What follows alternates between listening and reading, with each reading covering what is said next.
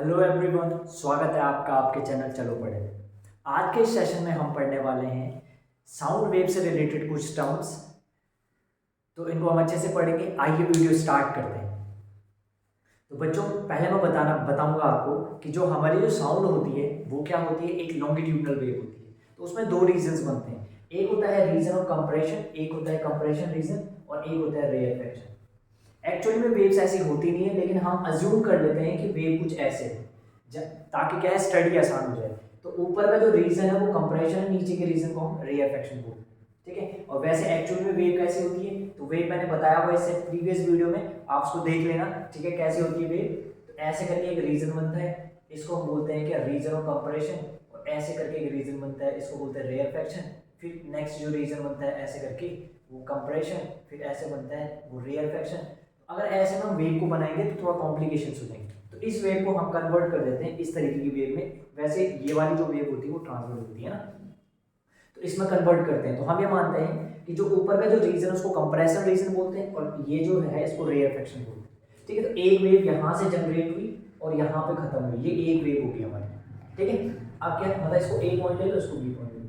अब क्या है, यहाँ से दूसरी वेव स्टार्ट हुई और यहाँ तक तो दूसरी वेव भी होगी। अब क्या होता है, किसी भी वेव में दो दो रीजन होते हैं। एक ऊपर का जो रीजन उसको क्या बोलते हैं, रीजन ऑफ कंप्रेशन, और यहाँ पे रीजन ऑफ रेयरफेक्शन।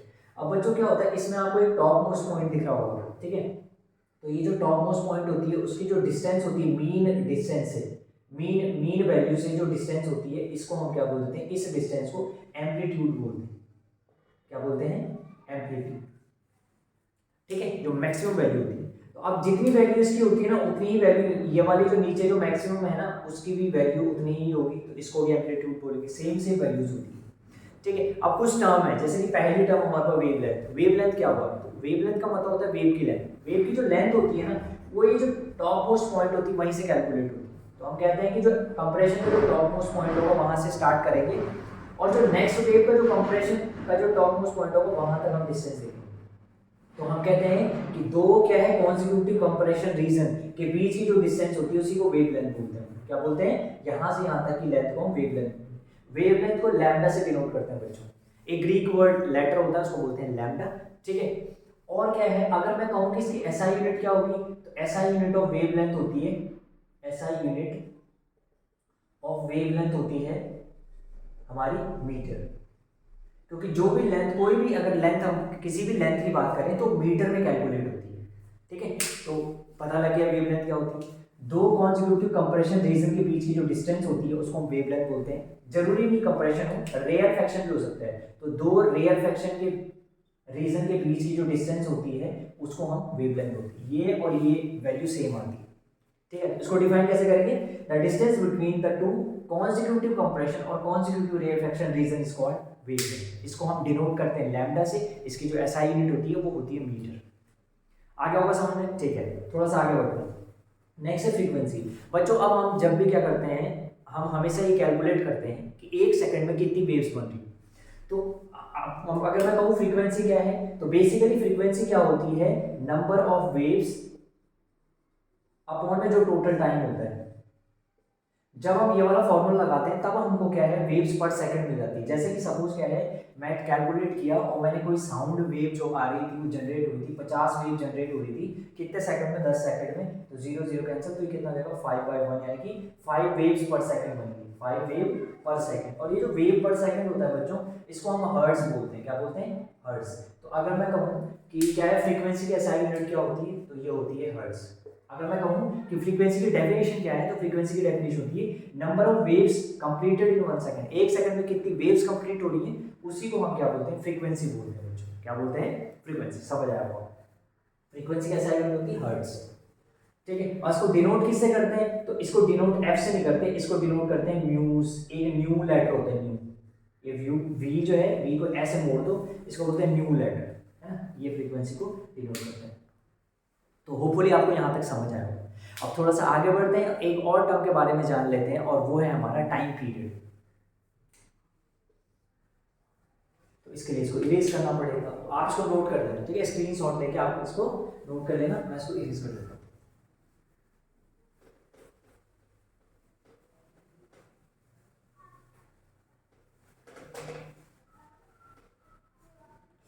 अब देखो, अब नेक्स्ट जो हमारा है वो है टाइम पीरियड।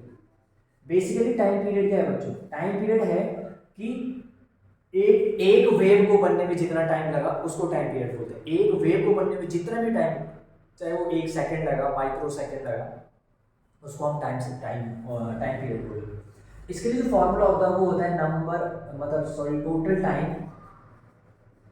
टाइम अपॉन में नंबर ऑफ वेव्स, है ना। और फ्रीक्वेंसी, अगर मैं कहूँ फ्रीक्वेंसी का फॉर्मूला क्या था? फ्रीक्वेंसी का फॉर्मूला था नंबर ऑफ वेव्स अपॉन में टोटल टाइम।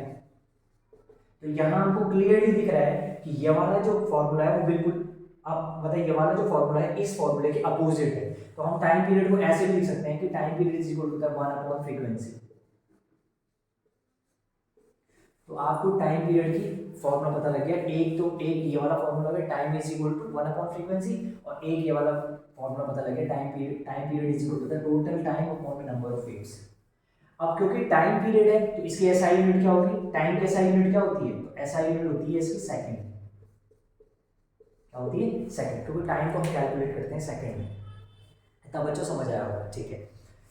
तो ये ऐसा कुछ यहाँ पर रिलेशन है। तो आपको फ्रीक्वेंसी समझ आ गई, टाइम पीरियड समझ आ गया, और क्या समझ आ गया? वेवलेंथ समझ आ गई, है ना। यानी कि तो अब यहाँ, अब हम क्या करते हैं, कभी कभी हमको क्या है, क्वेश्चन न्यूमेरिकल्स आते हैं, स्पीड ऑफ साउंड। तो speed of sound is equal to जो होता है ना, उसका एक फॉर्मूला होता है, वो होता है वेव लेंथ इनटू फ्रीक्वेंसी। अगर किसी साउंड के वेवलेंथ और उसकी फ्रीक्वेंसी का मल्टीप्लाई कर दिया जाए तो हमारे पास स्पीड ऑफ द साउंड, और स्पीड ऑफ द साउंड को सी से डिनोट कर दो। किससे डिनोट कर दो? सी से। तो यहाँ से एक इंपॉर्टेंट फॉर्मूला हमारे पास आता है स्पीड ऑफ साउंड का। क्या आता है कि C is equal to lambda into nu. और इस पे क्या है, बहुत सारे क्वेश्चंस आते हैं, ठीक है। तो पहले हम याद कर लेते हैं। देखो, पहले हम ये समझ लेते हैं कि जो स्पीड होती है वो मीटर पर सेकंड में होती है, जो लैम्डा होता है, लैम्डा यानी वेवलेंथ होती है, वो मीटर में मेजर होती है, और जो फ्रीक्वेंसी होती है वो किसमें? हर्ट्ज में मेजर होती है, ठीक है। जब आपको ये पता लगेगा तो इससे रिलेटेड कुछ न्यूमेरिकल्स होंगे। जैसे